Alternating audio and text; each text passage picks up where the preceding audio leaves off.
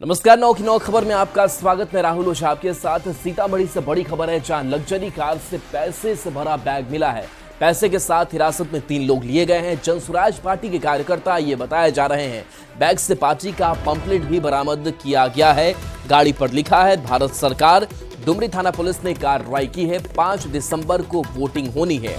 तिरहुत स्नातक का उपचुनाव है। जनसुराज से विनायक गौतम उम्मीदवार हैं। मुजफ्फरपुर से उम्मीदवार गौतम है। तो देखिए, बैग से पार्टी का पंपलेट भी बरामद किया गया है। कार से पैसे मिले हैं और बताया जा रहा है कि जिस कार से पैसे मिले हैं उसमें जनसुराज पार्टी के कार्यकर्ता मौजूद थे। बैग से पार्टी का पंपलेट भी बरामद हुआ है। ये तस्वीर आपको दिखा रहे हैं, ये वही कार है। और सबसे खास कि 5 को वोटिंग होनी है। राकेश रंजन हमारे साथ, न्यूज 18 संवाददाता। राकेश, ये पैसे किसके, क्योंकि जनसुराज के ये कार्यकर्ता, क्या खबर आपके पास? जी, मैं आपको बता दूं कि कल देर रात पुलिस ने इस कार्रवाई को अंजाम दिया है।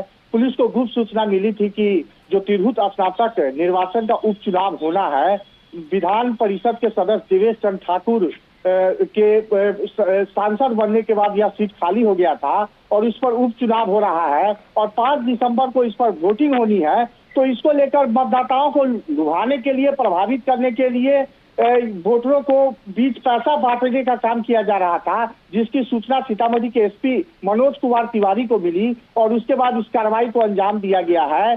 जो गाड़ी है उस पर भारत सरकार लिखा हुआ था बोल्ड अक्षरों में, ताकि पुलिस को गाड़ी को रोकने में परेशानी हो। पुलिस को झांसा देने के लिए ऐसा किया गया था। और गाड़ी से बैग बरामद हुआ है जिसमें पैसे भरे हुए थे। 3 लोगों को पुलिस ने हिरासत में लिया है। और इतना ही नहीं, पंपलेट बरामद किए गए हैं। जनसुराज पार्टी के जो प्रत्याशी है विनायक गौतम, उनका पंपलेट बरामद हुआ है, बैग बरामद हुआ है और कई दूसरे सामग्री भी बरामद किए गए हैं। जी चलिए, शुक्रिया राकेश इस अपडेट के लिए आपका।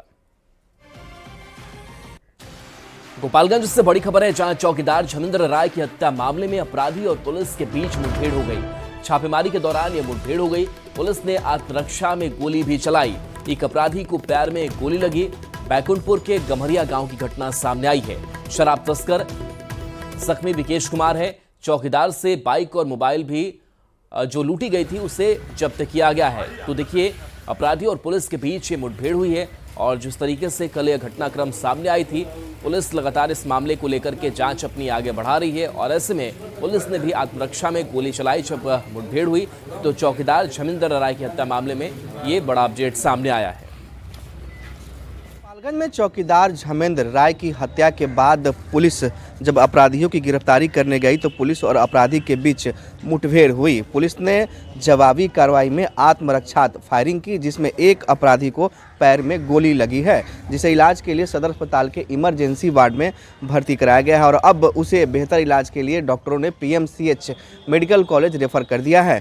गोपालगंज के बैकुंठपुर थाना क्षेत्र के गम्हरिया गांव में ये देर रात वारदात हुई और बताया ये जा रहा है कि जब पुलिस अपराधियों की तलाश में गम्हरिया गांव में पहुंची तो वहां पर अपराधियों ने पुलिस पर फायरिंग कर दी और पुलिस ने भी जवाबी कार्रवाई में आत्मरक्षा जो है वो फायरिंग की, जिसमें विकेश राय नामक अपराधी को पैर में गोली लगी है और इसे इलाज के लिए इस वक्त सदर अस्पताल के इमरजेंसी वार्ड में लाया गया है। गोपालगंज के जो एसपी हैं अवधेश दीक्षित, वो भी इस वक्त सदर अस्पताल के इमरजेंसी वार्ड में पहुंचे हुए हैं और पूरे मामले की छानबीन कर रहे हैं। और हत्या की जो वजह आई है वो अब तक साफ नहीं हो सका, लेकिन ये कहा यह जा रहा है कि जो विकेश राय है वो पिछले 3 महीने पहले ही शराब तस्करी के मामले में जेल गया था और उसे जेल भिजवाने और शराब की रिकवरी कराने में मृतक चौकीदार झमेंद्र राय ने बड़ी भूमिका निभाई थी। तभी से मृतक जो चौकीदार थे झमेंद्र राय, वो शराब तस्करों के टारगेट पर थे और कल अपराधियों ने उनकी शादी समारोह से लौटने के दौरान सोनवलिया गांव में चाकू से हत्या कर दी थी। हत्या के बाद मंदिर में भी ब्लड को जो है चढ़ाया गया था। तो ऐसे में अब तक जो पूरा मामला जो है वो साफ नहीं हो सका है, लेकिन गोपालगंज के जो एसपी हैं अवधेश दीक्षित, उन्होंने साफ तौर पर कहा है कि आत्मरक्षात्मक में पुलिस ने जवाबी कार्रवाई की है और इसमें अपराधी को पैर में गोली लगी है। पूरे मामले पर जो है पुलिस ने ब्रीफिंग करने की बात कही है और जो इस कांड में शामिल अपराधी है उनकी गिरफ्तारी के लिए इस वक्त बैकुंठपुर थाना क्षेत्र के अलग अलग इलाकों में सर्च ऑपरेशन चलाया जा रहा है। गोविंद कुमार, न्यूज 18 गोपालगंज। और गोविंद हमारे साथ न्यूज 18 संवाददाता फोन लाइन पर भी जुड़े हुए हैं। गोविंद, चौकीदार की हत्या हुई थी, अब उसके बाद से मुठभेड़ को लेकर के क्या अपडेट है, क्या कार्रवाई हुई है? देखिए, पुलिस को ये सूचना मिली थी कि जिस अपराधी ने चौकीदार झमेंद्र राय की हत्या की थी वो गंभरिया गांव में अपने ठिकाने पर छिपा हुआ है। तो पुलिस की टीम वहां पर देर रात में जब रेड करने पहुंची तो पुलिस टीम पर अपराधियों ने फायरिंग कर दी। फायरिंग के दौरान पुलिस ने भी जवाबी कार्रवाई में आत्मरक्षार्थ फायरिंग की, जिसमें विकेश कुमार नाम के एक अपराधी है, उसको पैर में गोली लगी। विकेश जो अपराधी है उसके जो पिता है सुरेंद्र राय, वो इलाके के हेवी क्रिमिनल है, बड़े अपराध, और उन पर कई आपराधिक मामले पहले से दर्ज है। विकेश भी हाल ही में शराब की तस्करी में जेल गया था और जेल से निकलने के बाद उसने इस वारदात को अंजाम दिया था। तो जो चौकीदार थे झमेंद्र राय, उनकी लूटी गई बाइक और मोबाइल जब्त कर लिया गया है और जो अपराधी हैं इस कांड में उनकी लगातार गिरफ्तारी के लिए पुलिस छापेमारी कर रही है। लेकिन अभी तक एक अपराधी की गिरफ्तारी हुई है, उसे पैर में गोली भी लगी है और उसे अब सदर अस्पताल से बेहतर इलाज के लिए पीएमसीएच रेफर किया जा रहा है। गोपालगंज के जो एसपी हैं अवधेश दीक्षित, उनसे भी हमारी इस पूरे मामले पर बातचीत हुई है। एसपी ने कहा है कि जो अपराधी हैं उनकी तलाश में इस वक्त सर्च ऑपरेशन चलाया जा रहा है। एक अपराधी को मुठभेड़ में गोली लगी है, बाकी अपराधियों की तलाश में इस वक्त देरा इलाके में सर्च ऑपरेशन जारी रखा गया है। शुक्रिया गोविंद इस अपडेट के लिए आपका। बेगूसराय में जमीन के विवाद में एक बार फिर से दबंगों का कहर देखने को मिला है। अपने ही खेत में काम कर रही सास बहू के साथ पड़ोस के दबंगों ने जमकर मारपीट की है। इस दौरान पीड़ित को बचाने आए लोगों की भी पिटाई की गई। घटना खुदावंतपुर थाना क्षेत्र के फौद पंचायत के चकवा गांव की है। जमीन का विवाद काफी पुराना है। जनता दरबार में शिकायत के बाद जमीन की मापी कराई गई थी, जिसके बाद प्रशासन ने दबंगों को पीछे हटने को कहा था। लेकिन पीड़ित पक्ष का आरोप है कि जबरन दबंग उनकी जमीन पर कब्जा करना चाह रहे हैं। तो देखिए, जमीन विवाद में यह मारपीट का मामला सामने आया है। दबंगों पर सास बहू की पिटाई का आरोप लगा है। पूरी तस्वीर इस घटना की कैद हुई है मोबाइल के कैमरे में और देखिए कैसे तू मैं यहाँ पर हो रही है और मारपीट पिटाई का यह मामला सामने आया है। कुछ महिलाएं भी आपको दिखाई दे रही होंगी और कुछ दूसरे पक्ष के पुरुष हैं और जमीन विवाद यह काफी पुराना बताया जा रहा है, जिसमें मारपीट का आरोप लगाया गया है। दबंगों पर सास बहू की पिटाई का आरोप लगा है। तो देखिए ये जमीन है वहां पर और काफी संख्या में लोग देखिए कैसे लाठी चलाते हुए दबंग आपको दिखाई दे रहे होंगे। तो तस्वीरें जहां लाठी डंडे के साथ यह मारपीट की गई है और देखिए कुछ पुरुष भी एक दूसरे के साथ जूझते हुए लड़ते हुए दिखाई दे रहे हैं।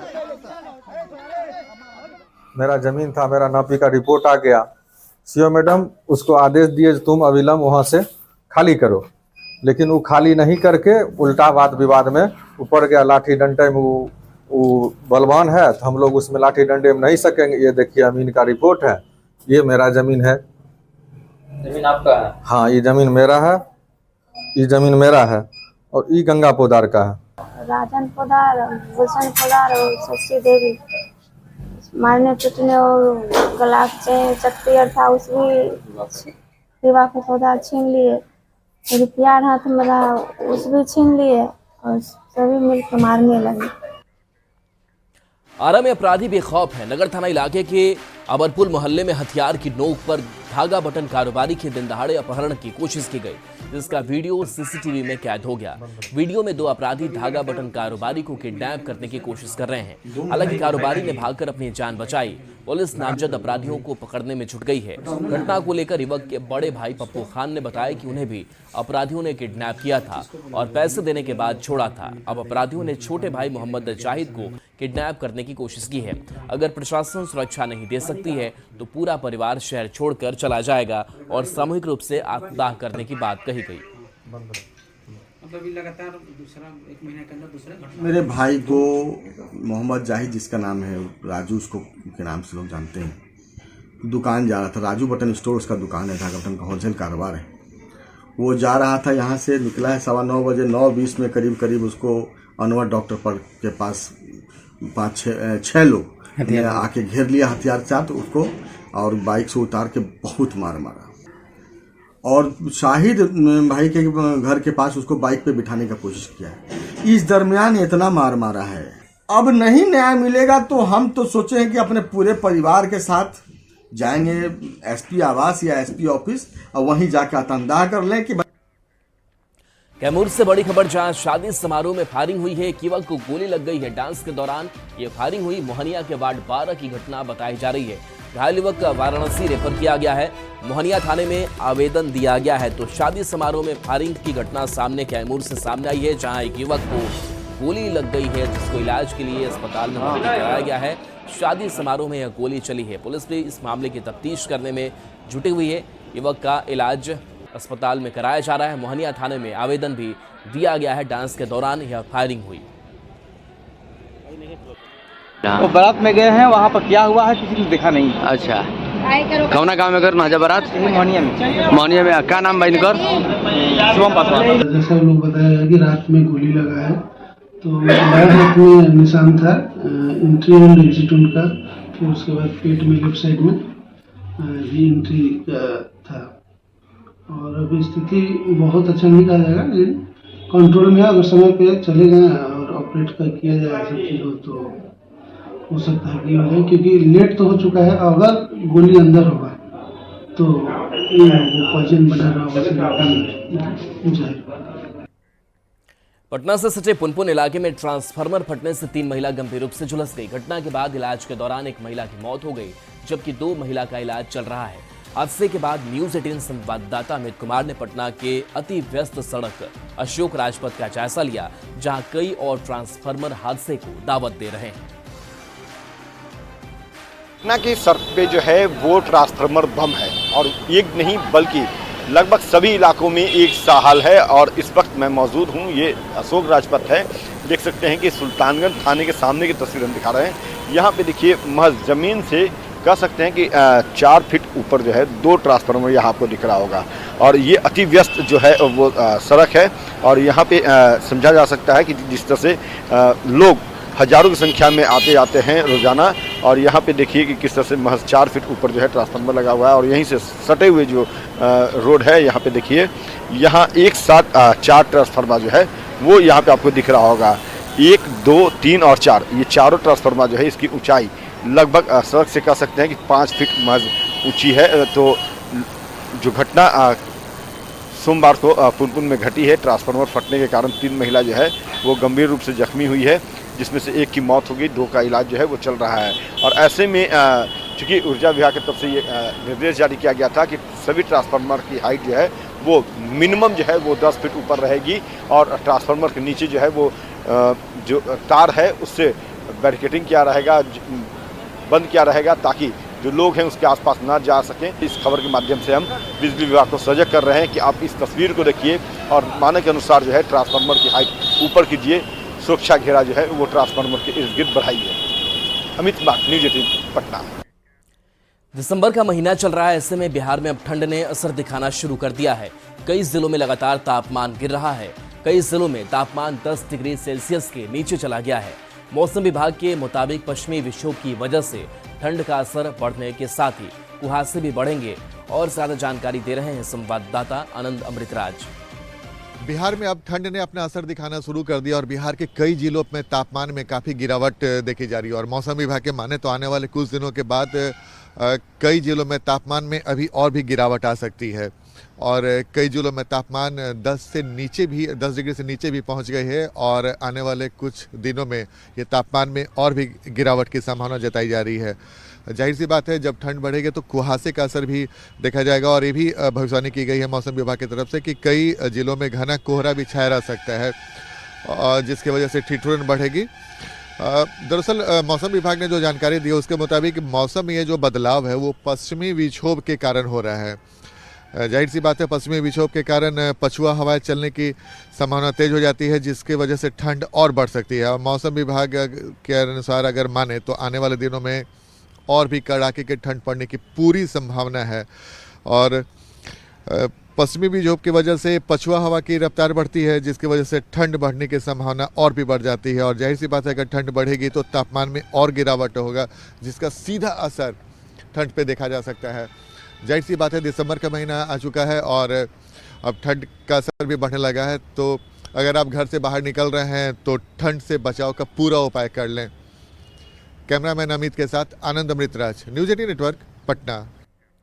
गोपालगंज में गिरते तापमान और बढ़ते पोल्यूशन से सांस के मरीजों की परेशानी बढ़ गई है। सदर अस्पताल का इमरजेंसी वार्ड सांस के मरीजों से फुल है। AQI खराब श्रेणी में पहुंच गया है। तापमान में भी 2 डिग्री की गिरावट दर्ज की गई है। डॉक्टर ऐसे मौसम में सांस के रोगियों को बेहद सावधानी बरतने की अपील कर रहे हैं। सदर अस्पताल का जायजा लिया न्यूज़ 18 संवाददाता गोविंद कुमार। गोपालगंज में तापमान गिरने के साथ ही जो सांस से संबंधित मरीज हैं उनमें लगातार इजाफा देखने को मिल रहा है। गोपालगंज के सदर अस्पताल की ये तस्वीर है और इमरजेंसी वार्ड में इस वक्त सांस से संबंधित मरीजों की संख्या में इजाफा देखने को मिल रहा है। और यहाँ पर इमरजेंसी वार्ड में जो रेड एरिया वाला जो विभाग है, वार्ड है, ये मरीजों से इस वक्त फुल हो चुका है और ज़्यादातर मरीज यहाँ पर जो सांस से संबंधित हैं वो इस वक्त भर्ती किए गए हैं। खासकर जो बुजुर्ग हैं, ओल्ड एज वाले मरीज हैं, उनकी यहाँ पर इस वक्त ट्रीटमेंट चल रहा है। डॉक्टरों की देखरेख में यहाँ पे इलाज चल रहा है। और आप अस्पताल के इमरजेंसी वार्ड में देखेंगे तो हर तरफ इस वक्त मरीज फुल है। और कहा यह जा रहा है कि जब मौसम जो बदल रहा है, तापमान गिर रहा है और जो पोल्यूशन का स्तर है वो बढ़ रहा है, इस वजह से जो सांस से संबंधित मरीज है उनकी संख्या में लगातार इजाफा देखने को मिल रहा है। तो ऐसे में डॉक्टरों ने भी लोगों से सावधानी बरतने की अपील की है। गोविंद कुमार, न्यूज़ 18 गोपालगंज। शेखपुरा में स्वास्थ्य विभाग की रिपोर्ट ने युवाओं की चिंता बढ़ा दी है। जिले में डायबिटीज के 16,000 और BP के 19,000 मरीज हैं। ऐसे में स्वास्थ्य विभाग की टीम ने उन मरीजों की खोज में लग गई है। नवंबर 2024 तक जिले में BP के करीब 3,000 और डायबिटीज के 2,500 मरीजों की खोज कर ली गई है और इन सभी की काउंसलिंग के साथ ही इलाज भी शुरू कर दिया गया है। लोगों को डॉक्टर खान पान में सुधार और नियमित व्यायाम की सलाह दे रहे हैं। शेखपुरा सदर अस्पताल में इसको लेकर अलग से काउंटर भी बनाया गया है।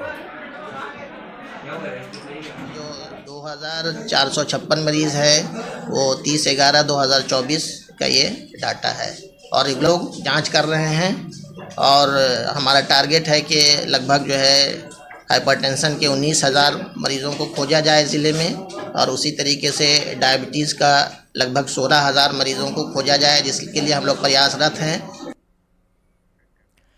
खबर दानापुर से, जहां प्रधान सचिव खेत में धान काटकर कृषि को बढ़ावा देने की पहल की है। योजना और विकास विभाग के प्रधान सचिव के सेंथिल कुमार ने उसरी खुर्द में धान की कटाई की और किसानों के साथ मिलकर कृषि कार्य में भागीदारी की। उन्होंने अपनी उपस्थिति से संदेश दिया कि कृषि ही देश की रीढ़ है और इसे आधुनिक तकनीकों और संसाधनों से मजबूत किया जाना चाहिए। प्रधान सचिव ने कहा कि किसानों के कठिन परिश्रम की सराहना होनी चाहिए। जो सांख्यिकी निदेशालय है उसके माध्यम से पूरे बिहार में है, विभिन्न जो मौसम है उसी में हम लोग इसको है मेजर करते हैं। आज है यहाँ पे इस पंचायत में है, हर एक पंचायत में 5 जगह पे इस तरह का है एक्सपेरिमेंट है किया जाता है। जिससे है कितना है यहाँ उत्पादन हुआ है धान में है, जैसा अभी धान में है उसके बाद है आपको है गेहूँ में भी किया जाता है उत्पादन को। खबर पूर्णिया से, जहां इन दिनों किसानों की खाद की काफी किल्लत हो रही है। किसानों का कहना है कि वो लोग ब्लैक मार्केट से 1,350 रुपए का DAP 1,800 रुपए में खरीद रहे हैं। पोटाश भी 1,800 रुपए बोरा मिल रहा है, जिस कारण किसानों को काफी परेशानी हो रही है। हालांकि यूरिया और NPK पर्याप्त मात्रा में मिल रहा है, लेकिन किसानों को सबसे ज्यादा DAP की किल्लत हो रही है, जिस कारण वो सही तरीके से खेती नहीं कर पा रहे हैं। कृषि और स्वास्थ्य मंत्री के मुताबिक बिहार में 77% DAP उपलब्ध है, लेकिन फिर भी पूर्णिया में खाद की कमी है। कृषि मंत्री ने अधिकारियों को पूर्णिया में खाद की ज्यादा आपूर्ति करने का निर्देश दिया है। खाद DAP जो यहाँ है 1700, 1800, 1650 में मिल रहा है, इससे कम में नहीं मिल रहा। वो 1 नंबर देता है कि 2 नंबर देता है, कोई था ना लगता है खेत में, और इससे कम में कोई उपाय नहीं है। पोटास भी वही 1800, 1900 में पोटास मिलता है। खाद की किल्लत है क्या? बहुत ज़्यादा, माने कि कहीं भी जाइएगा तो फेरा है DAP में। खाद की जो किल्लत है सर, यहाँ DAP, पोटास, यूरिया पर्याप्त मात्रा में है और DAP पोटासी से पर्याप्त मात्रा में नहीं है। अब मान लीजिए मिक्सचर भी पर्याप्त मात्रा में है, तो मान लीजिए जो पारस या मिक्सचर 12-32-16 है सर, वो पर्याप्त मात्रा में नहीं है। और सब जो है 20-20-13 ये सब पर्याप्त मात्रा में है, मगर उसका हम लोग जो डालते हैं जो 12-32-16 पारस का, वो पर्याप्त मात्रा में नहीं है। जैसे पारस में DAP डालते हैं वो भी पर्याप्त मात्रा में नहीं है, मगर ब्लैक से मिलता है सर। कोई 1650 लेता है, कोई 1700 लेता है सर, कोई 1800 लेता है, कोई 1600 में दे देता है। मगर जी जी। ठंड बढ़ने के साथ ही नालंदा के अंतर्राष्ट्रीय पर्यटन स्थल और ऐतिहासिक नालंदा यूनिवर्सिटी स्थल पर पर्यटकों की संख्या बढ़ने लगी है। बड़ी संख्या में देशी विदेशी पर्यटक यहां पहुंचने लगे हैं और नालंदा यूनिवर्सिटी के इतिहास को जानने में दिलचस्पी दिखा रहे हैं और ज्यादा जानकारी दे रहे हैं न्यूज 18 संवाददाता अभिषेक कुमार।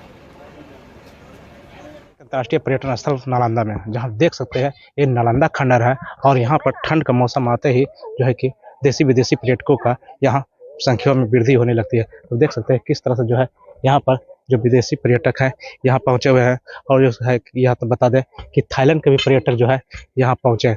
तो कहा जाए तो जैसे ही जो है ठंड का मौसम जो है होता है, सीजन जैसे ही ठंड का मौसम शुरुआत होती है वहाँ से जो है पर्यटकों का आना शुरू हो जाता है। तो देख सकते हैं पीछे कि किस तरह से जो है यहाँ पर जो पर्यटक है वो पहुँच रहे हैं और यहाँ पर गाइड है उनसे जानेंगे कि कितने पर्यटक यहाँ डेली पहुँचते हैं। ये बताया जाए कि ये नालंदा खंडर में प्रतिदिन कितना पर्यटक पहुँच रहे हैं? प्रतिदिन का कोई उसका क्लियरली नहीं कहा जा सकता कितना आता है, लेकिन ये है कि सीजन में बहुत लोग आते हैं, सीधा बात है। In winter season, hot season में बहुत कम लोग आते हैं। अभी जैसे ठंड का मौसम शुरुआत हुआ है और पर्यटक का सीजन भी पहुँच चुका है। हाँ, तो पर्यटक सीजन है तो माने विदेशी की संख्या थोड़ा ज्यादा रहता है, इसलिए हाँ, और वही बुद्धिस्ट कंट्री के लोग आते हैं। चूँकि नालंदा बौद्ध धर्म का था, इसलिए धार्मिक दृष्टिकोण से लोग यहाँ पे आते हैं, बुद्धिस्ट लोग। एशियाई कंट्री के लोग ज़्यादा लोग आते हैं, जैसे जापान का, कोरिया का, थाईलैंड का, मलेशिया का, वियतनाम का, बर्मा का, और यूरोपियन कंट्री के कम लोग आते हैं। चूँकि ये नालंदा धार्मिक स्कूल बौद्ध धर्म का था, तो एशियाई कंट्री के लोग ज़्यादा आते हैं और यूरोपियन कंट्री का कम आते हैं। इंडिया के लोग हर स्टेट से लोग आते हैं नालंदा को देखने के लिए। तो देख सकते हैं केदार प्रसाद जी, उनका साफ कहना है कि जो यहाँ पर जो पर्यटक है, यहाँ पर जो देशी विदेशी पर्यटक है यहाँ खास करके ज़्यादा पहुँच रहे हैं और खास करके जो बताया जाता है कि यहाँ पर जो है एशियाई पर्यटक हैं जो काफ़ी संख्या में यहाँ जो ठंड के मौसम में पहुँचना शुरू हो जाता है। नालंदा से न्यूज 18 के अभिषेक कुमार। और चलिए न्यूज 18 बिहार झारखंड पर खबरें आपके लिए लगातार जारी हैं।